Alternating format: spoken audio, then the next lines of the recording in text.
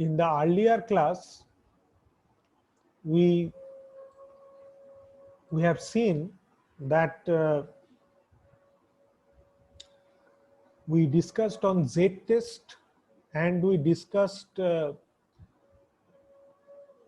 t-test, two different types of two t-test. One is independent sample t-test and dependent sample t-test we have seen.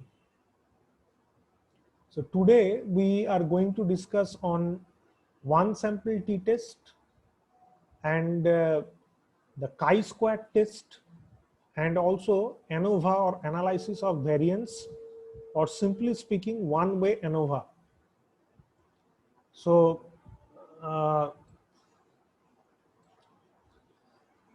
first I would like to say that some of the research scholars, they have actually requested me that to mention or to discuss on some z-test again, or to give some different examples of z-test and also t-test. So I would say that first let me complete the part of hypothesis testing. Okay. So once I finish the part of hypothesis testing, I will give you a compact example. Okay, compact example means I will give you one example where, using one particular example, you will be able to understand different scenarios, and for which particular cases you need to use which particular test, that you can understand very easily. Okay, so that holistic view I will also provide. There is no problem, I will provide those kinds of things. But first let me complete the part of hypothesis testing, because if I complete the part, you will get a general idea, and once you get a general idea, then it will be very easier to understand. Okay, so let's first discuss on one sample t-test. Suppose in the population the average IQ is 100. Okay, a team of scientists wants to test a new medication to see if it has either a positive or negative effect on intelligence, or no effect at all.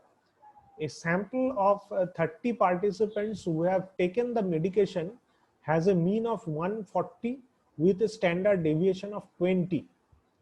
Did the medication affect intelligence? Use alpha is equal to 0.05. Okay, so you can understand that in the population, the average IQ, it is provided, you know it, this is 100. Okay, and you'd like to test, you have taken a sample of 30 participants, and you are seeing that the mean is 140 with a standard deviation of 20, and this data you will definitely have. Why you will have this data? Because you are actually collecting the sample, so you will definitely have the data, there will be no problem. And in terms of in case of the population, the earlier data, the average IQ 100, that also you have. Okay, so did the medication affect intelligence? So it means you'd like to test that whether the medication has uh, an influence on the intelligence. Okay, but you would like to infer or draw conclusion about the population. You are just sampling, you are not you don't know about your population. You have taken some samples and you want to conclude about your population. Okay, so without knowing the population, you would like to conclude about your population.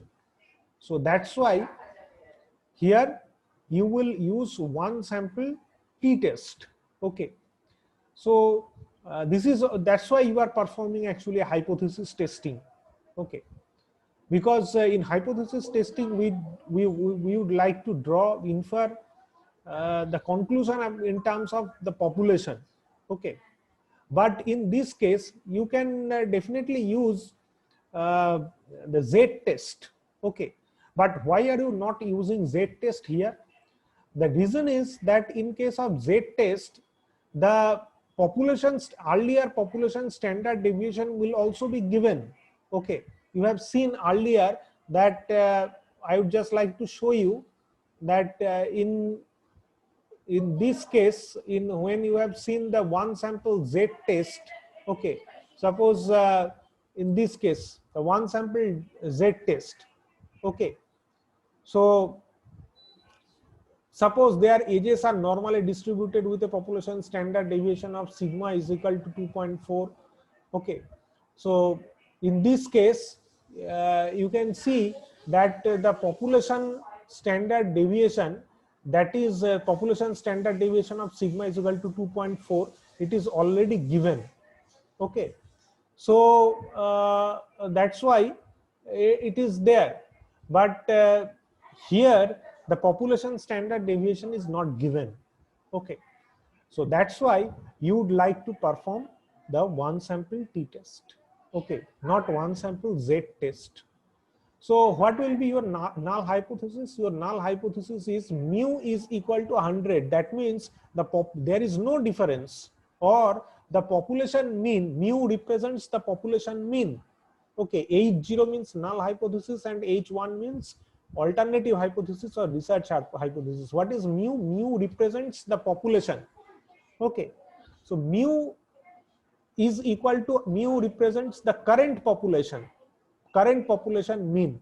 So mu is equal to 100. That means the average IQ is not changed even after using the new medicine. Then mu not is equal to 100. That means the population mean, the new population mean, it has changed. It is not equal to 100 after using the medication. That means the medication has an effect. Okay, so this is your alternative hypothesis or research hypothesis. So now you are calculating the test statistic T. Okay, you are using the formula. Okay, and you are getting the value of 10.96. Okay, now you would like to compare it with a cutoff value. How will you find out the cutoff? You just see that your alpha is equal to 0.05 and it is obviously two-tailed test. Okay, because you are using not equal to sign, not greater than or less than symbol. So this is a two-tailed test and alpha is equal to 0.05. So here in this T table, you will see that there are two rows. You will see one is for one tail test and another is for two tail test. You will select the two tail test and alpha is equal to 0.05 and your degrees of freedom is equal to 29. Why? Because your sample size is 30. Okay, so your degrees of freedom will be 29. So the 29 is your degrees of freedom. So the intersection point, this value will be 2.0452. This is your cutoff value. From the T table, you will get this value minus 2.0452 and plus 2.0452. And your T statistic is 10.96. Okay, so it is crossing this value, your cutoff. So obviously your P value will be less than 0.05. Okay, so you should reject null hypothesis. That means there is enough evidence that the medicine is working or the medication has an effect, and you can conclude that there must be the population mean must have changed. Okay, so this is all about one sample t-test. Okay, so these kind of tests are very often, these kinds of tests are performed. Okay, so now I have completed all the t-tests on the independent samples t-test or students t-test, dependent sample t-test or paired sample t-test, and one sample t-test. So everything we have covered. So now I will show you that mm,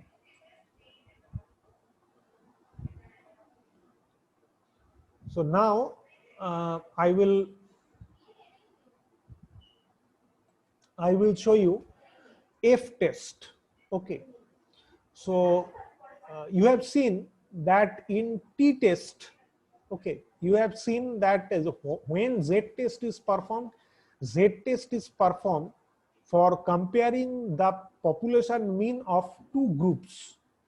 Okay, when the standard deviation is known, population standard deviation is known. You have seen that in t-test, two population means, or the group, two population mean from two groups, they are compared when the population standard deviation is unknown. But in F test, you will actually compare the population variances. Okay, this concept is actually required for ANOVA as well, because in case of ANOVA, you will also find out the F statistic. Okay, so F statistic is represented by the variance of sample 1 and divided by the variance of sample 2. Okay, and in this case 2 degrees of freedoms are also required. So we will take a look at an example, okay, to understand it. So this is the case. Okay, so there are two different types of case actually.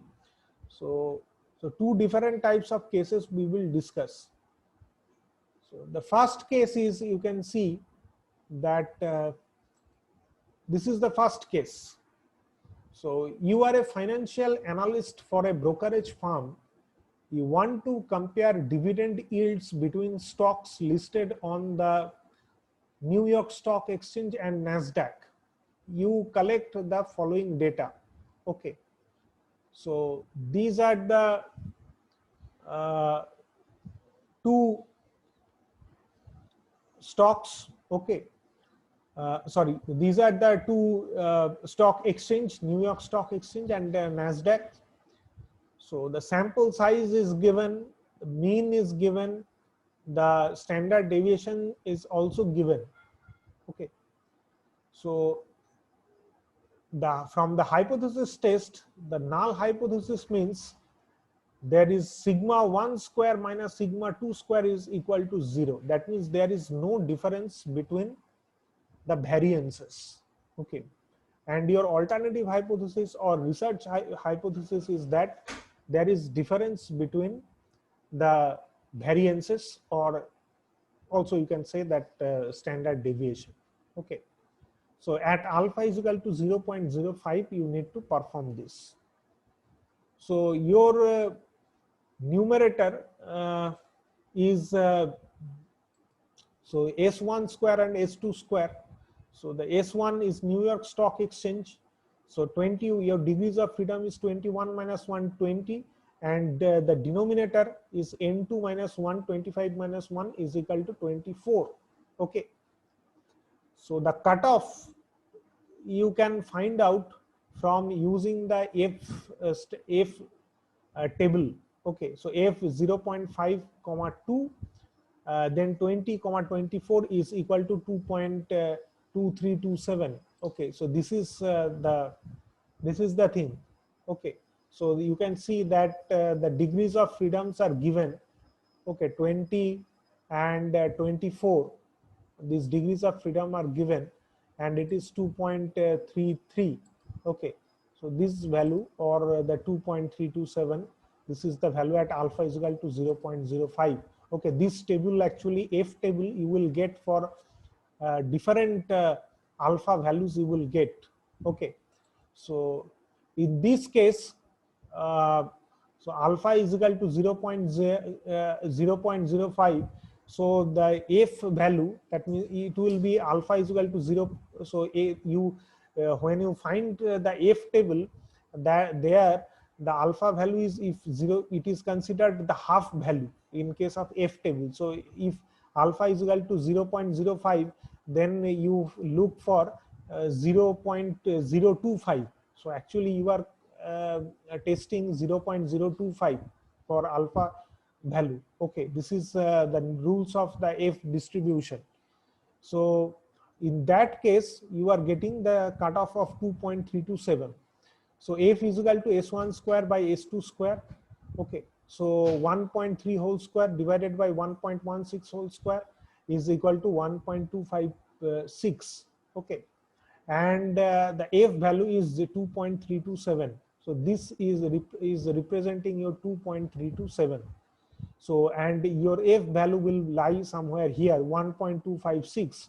So this is, you are not crossing the limit. Okay, so your ultimate conclusion is that do not reject the null hypothesis. So your conclusion is that there is no significant difference between the variances in terms of the population. Okay, so this is the idea of the F test. Okay, so this is the idea of the F test. This is one type, tests for two population variances.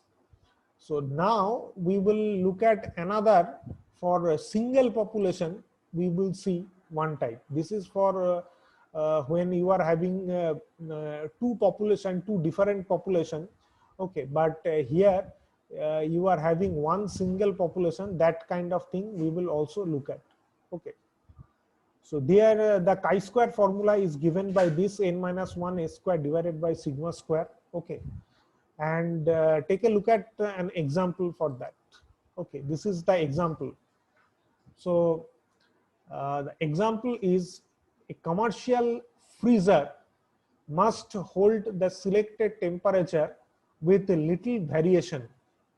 The specifications call for a standard deviation of no more than 4 degrees, or you can also say that the variance of 16 degrees square. So a sample of 16 freezers is tested and yields a sample variance of a square is equal to 24. Test to see whether the standard deviation specification is exceeded. Use alpha is equal to 0.05. Okay. So when the freezer is manufactured, some particular standards need to maintain actually. So as per the standard deviation cannot be more than 4 degrees, or also you can say that variance cannot be more than 16 degrees of square, 16 degrees square.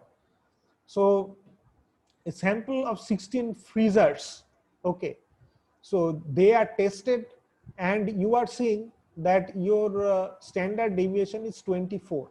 Okay, when you will say about variance, then obviously the unit will be, you need to term the unit as square. Okay, when you take the standard deviation, then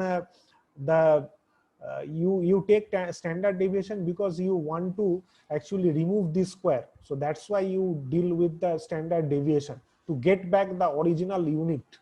Okay, so that's why you need to keep in mind that when you will say about variance, you need to say unit square, not just unit. So you would like to test that whether the standard deviation is your sample standard deviation is 24, and your actual population standard deviation should be sorry, your the variance is 2016. Okay, and your population variance should be 16, and your sample variance you can see that 24. So you would like to test that whether the difference that you are getting in your sample, that is by chance or there is a specific cause. Okay, that means whether it is also existing in the population or not, that you need to test. So what will be the case? So in this case, what will be the cutoff for alpha is equal to 0.05? Okay, and because here you don't need to think about 0.025. Okay, why? Because in this case you are dealing with single population, not two population. Okay, and your the degrees of freedom, that means your it is 16 samples you have taken, so your degrees of freedom will be 16 minus 1 is equal to 15 degrees of freedom. Okay, so now you can find out here, you can use the chi-square distribution table that you can use, and using that uh, uh, you can use it uh, uh, here. Earlier we have discussed about F test, and in this case we are talking about the chi-square table. So in this case the chi-square is given by this formula. So here you are getting 24.9958 for alpha is equal to 0.05 and 15 degrees of freedom. Okay, so chi-square, this the cutoff value is 24.9958, and the chi-square value is the value that you are getting, that is 22.5. Okay, so 22.5, it will lie somewhere here, and it is not crossing the cutoff value 24.958. Okay, so you can conclude that there is not significant evidence that the you are actually that whatever difference you are finding in the sample, that is also representing your population. Okay, so this is all about your chi-square test. So we completed the T test, we completed F test, and also we completed the chi-square test. Okay, so in case you can see that here I discussed in a nutshell. I will also present it in a particular, giving a particular example. I will show that which test needs to be performed in which cases. So I would like to show you. Yes, this is the thing. Okay, so you can see that in case of Z test, you are comparing two population means when population standard deviation are known. In case of T test, you are comparing two population means when the population standard deviations are unknown.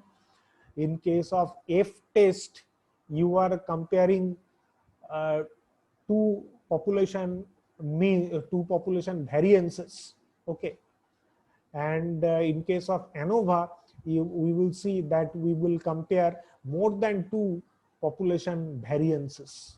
Okay, but we will use the same test statistic, that means F statistic. How we can perform that we will see. And in case of chi-square test, we can compare for a single population variance. Okay, we can compare the single population variance with respect to a particular standard. Okay, so now we will discuss another concept of ANOVA. Okay, so you can see that ANOVA, this test statistic, compares differences between sample means, that means between group mean square, and scatter of data within samples within group mean square. Okay, so basically you are comparing sample means you are having different samples. Okay, different samples, more than, you have more than two samples. Okay, and you are comparing them, but you are also comparing the scatter of data within the sample. Okay, that means in a particular sample there will be some variance. Okay, so those variances you are also considering, you are comparing also those variances. Okay, so now the question is, why we analyze variances to test means. Okay, because in ANOVA we are saying that we basically compare the population mean of more than two groups. If we have only two groups, we can perform t-test. But if we have more than two groups, okay, then we cannot perform a simple independent sample t-test, that we cannot perform. We should use ANOVA. Okay, so now the question is that if we are using the, you will see that we will use in ANOVA, we will use the F statistic, and you know that in F statistic the variances are actually compared. Okay, so the question is, if we if our objective is to compare the mean, then why we are comparing the variances? The answer is that here the focus is on means at different aspect. Okay, so if there is no variation in the means, they cannot be different.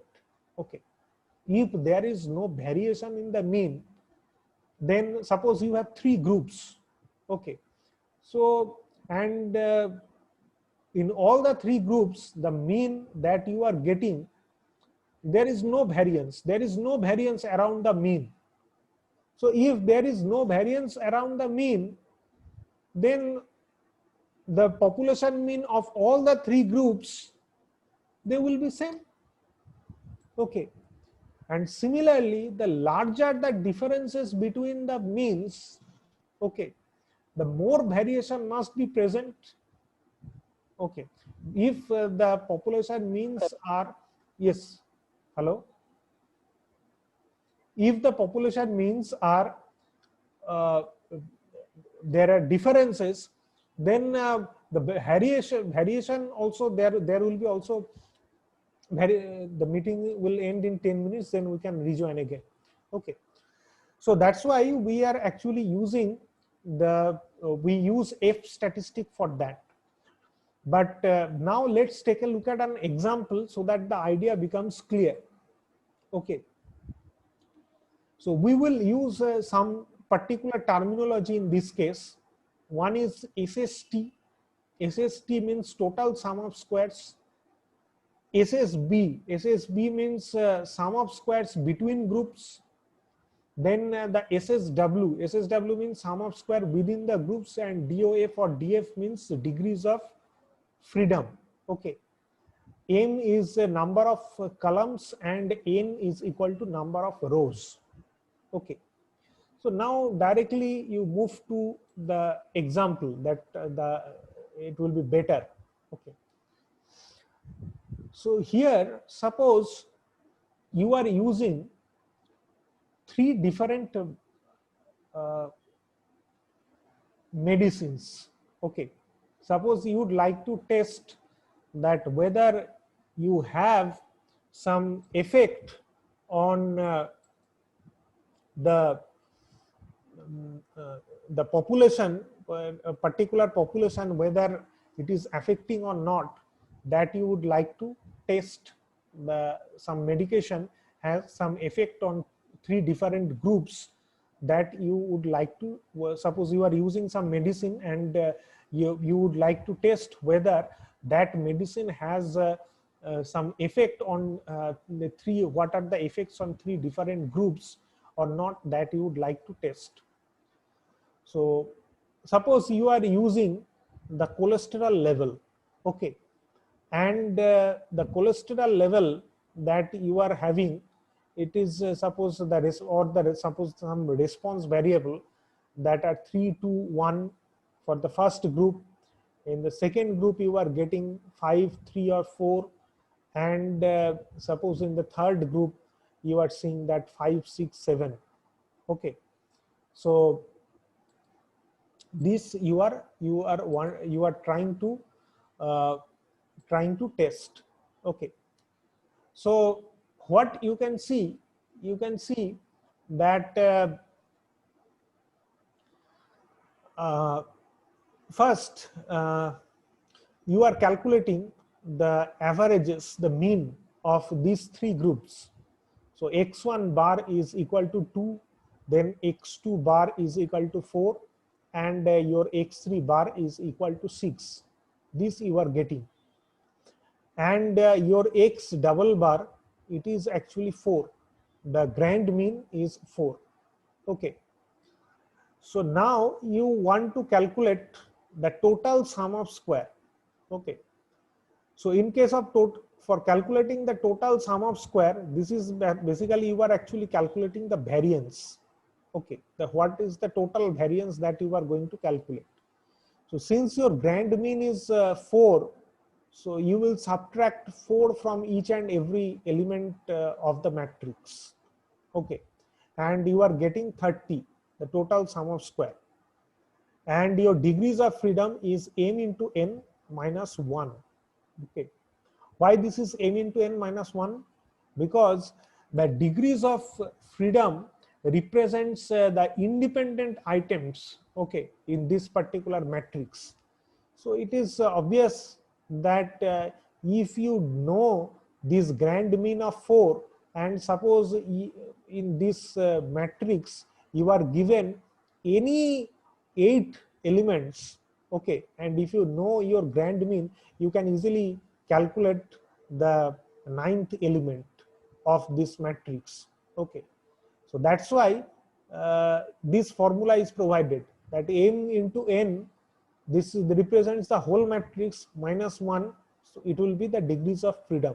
Okay, so this is the total sum of square. And what will be the sum of square between? Sum of square between means that you are considering the variances between these groups. Okay, you are considering the variances between these groups. Okay, so that's why, so you will subtract for this group, for each and every element, this has an average of 2 and the grand mean is 4.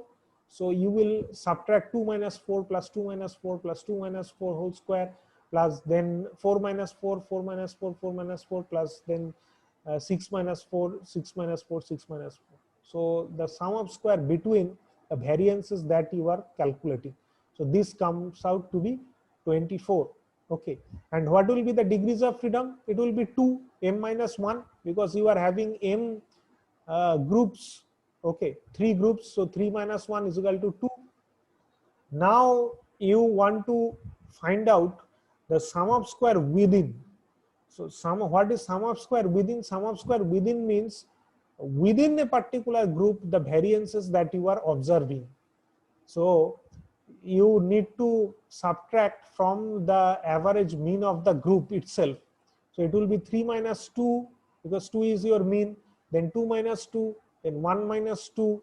Okay, then again 5 minus 4, 3 minus 4, 4 minus 4, 5 minus 6, 6 minus 6, 7 minus 6 whole square. Okay, so this will come out to be sum of square within, it will be is equal to 6. Okay, and what will be your degrees of freedom? Your degrees of freedom will be m into n minus 1, n minus 1 into m. Okay, so n minus 1 in this case, for each group it is n minus 1, so 3 minus 1, 2, and there are 3 groups, so 2 into 3 is equal to 6. Okay, so this is your degrees of freedom. So now you can see, if you add this sum square between and sum square within, you will get this sum square SST, that means total sum square square you will get. And if you add these degrees of freedom for the between and the within value, then you will get these degrees of freedom, m into n minus 1, these degrees of freedom you will get. Okay. So now, but you don't need to perform these things manually. I am saying all these things so that the idea becomes clear. But actually, you don't need to do these things, calculate these things manually. Okay, you can you can use Minitab or any kind of software, and you can perform this test automatically. You just need to give instruct that you need to perform ANOVA test and one-way ANOVA. Okay. So here is you are going to find your F statistic. So your F statistic, it is given by SSB divided by m minus 1 divided by SSW divided by m into n minus 1. So you are comparing the mean between and the mean within. Okay, you are comparing. So what you are getting, it is 24 divided by 2 and 6 divided by 6. Okay, so basically you are comparing the variances. Okay, but you also you are taking into account the degrees of freedom, because it can influence the variances. Okay, so that's why you are also taking into account the degrees of freedom, and ultimately the F statistic that you are getting, that is 12. So now the question is, what is the cutoff value? The cutoff value for F table, your alpha is here. They have not taken 0.05 here. They are taking 0.1 as alpha or significance level. And you can see that 2 and 6, these are the degrees of freedom. 2 and 6, these 2 and this F distribution table is given for alpha is equal to 0.1 level. Okay. So these 2 and 6, these degrees of freedom, these values they are considering. Okay. So here for 2 and 6, the intersection point, you are getting the value of 3.46. This value we are getting. So 12 is higher than that, and the p value that you will get, it is also, you will get the p value is less than 0.001. So sorry, 0.10.